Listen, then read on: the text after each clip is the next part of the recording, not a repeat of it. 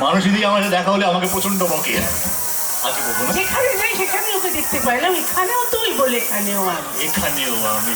মানুষেরই কেমন লাগছে? বলো। নিকোবরে কত বছর পর এসেছো সেটাকে বলো। আমি অনেক বছর পর এসেছি, প্রায় 8-10 বছর পরে না? হ্যাঁ, যখন আমি ছোট ছিলাম।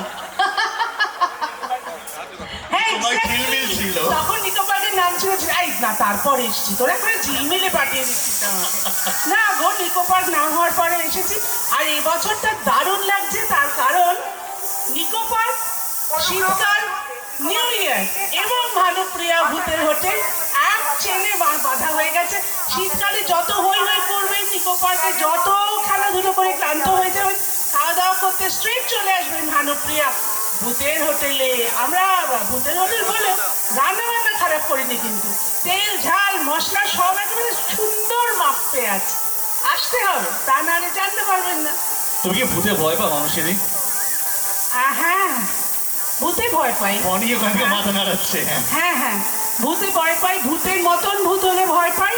আর আমাদের এখানে সত্যি সত্যি বেশ ভয় দেখানো কিছু কিছু ভূত আছে।